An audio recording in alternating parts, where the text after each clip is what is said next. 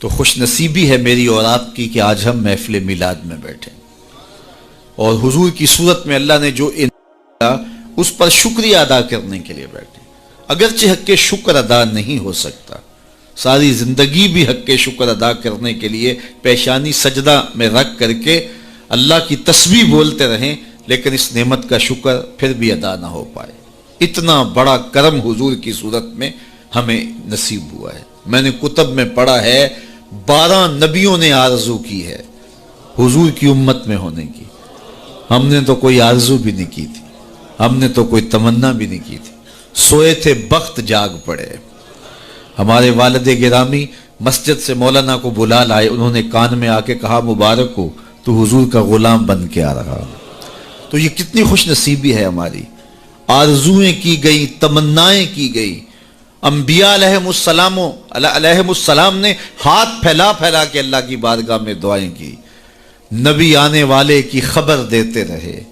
کسی نے کہا ربنا وابعث فیہم رسولا، مالک آنکھیں بوڑھی ہو گئیں اب بھیج بھی دے اسے. کوئی بولا مبشرم برسول یاتی من بعد اسمہ احمد، چلو میں تمہیں پتہ بھی بتا دیتا ہوں، نام بھی بتا دیتا ہوں، اس کا نام احمد ہوگا. یہ حضرت عیسیٰ علیہ السلام نے کہا.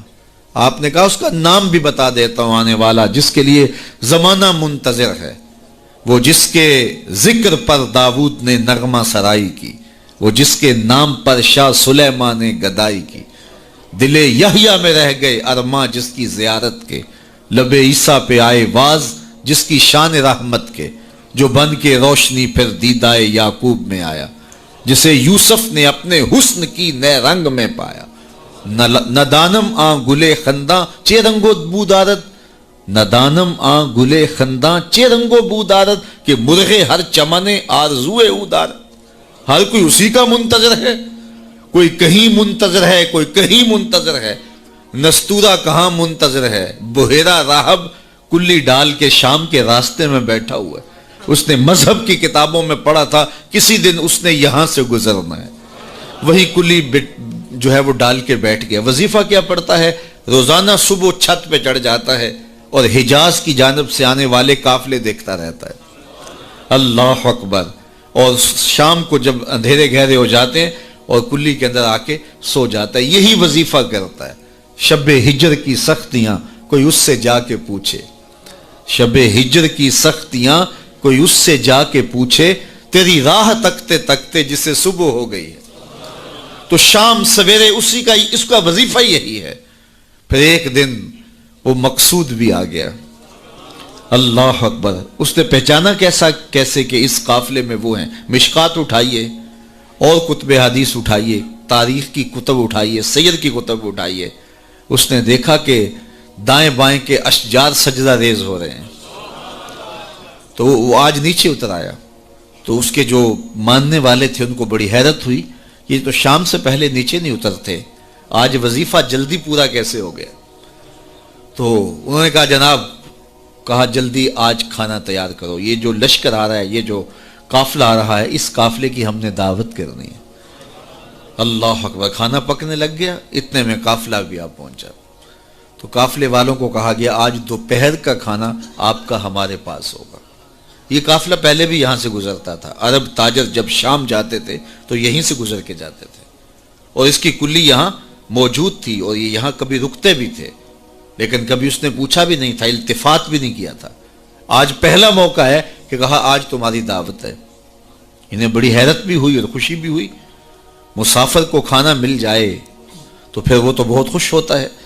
تو اسے خوشی بھی انہیں ہوئی اور پھر حیرت بھی ہوئی کہ یہ پہلے کبھی پوچھتا بھی نہیں تھا. آج کیا خاص وجہ ہے کہ ہماری دعوت کی جا رہی ہے؟ خیر، کہا ٹھیک ہے. جب کھانا تیار ہو گیا تو کہا آ جاؤ. تو ایک بہت بڑا درخت تھا اس کے کنیسہ کے ساتھ، جس کا بڑا گھنا سایہ تھا. سارے وہاں آ کے بیٹھ گئے. حضور علیہ السلام بھی چونکہ ساتھ تھے اور حضور کو سامان کے پاس چھوڑ آئے. اور یہ آیا اور جس طرح کوئی چیز ڈھونڈتا ہے تو کہتا تمہارا کوئی شخص تو نہیں رہ گیا؟ کہا نہیں، سارے آ گئے ہیں. کہا نہیں کوئی؟ کہا ہاں ایک نوجوان ہے، 9 عمر ہے، اس کو ہم اپنے سامان کے پاس چھوڑ کے آئے. اللہ اکبر. میرے والد گرامی، یہاں ایک جملہ کہا کرتے تھے، مجھے یاد آ گیا، فرمایا کرتے تھے کہ اس نے کہا کیسی بارات ہے جو دولہے کو چھوڑ آئی ہے؟ تمہیں کون پوچھتا تھا؟ تم پہلے بھی تو گزرتے تھے، کبھی ہم نے پوچھا تھا؟ یہ ایسی بارات ہے جو دولہے کو چھوڑ آئی ہے، تمہیں کون پوچھے گا؟ تو حضور علیہ الصلوۃ والسلام کو جب لے کر کے آئے تو ظاہر ہے جتنا بھی درخت کا سایہ تھا اس میں لوگ براجمان تھے، بیٹھے ہوئے تھے، تو حضور آ کے دھوپ میں بیٹھ گئے تو درخت نے الٹ کے سایہ حضور پہ کر دیا۔ اللہ، بادل بھی سایہ کرتے تھے، درخت بھی سایہ کرتے تھے۔ تو پھر اس نے حضور کا ہاتھ پکڑ کے کہا ھذا سید العالمین، ھذا سید المرسلین۔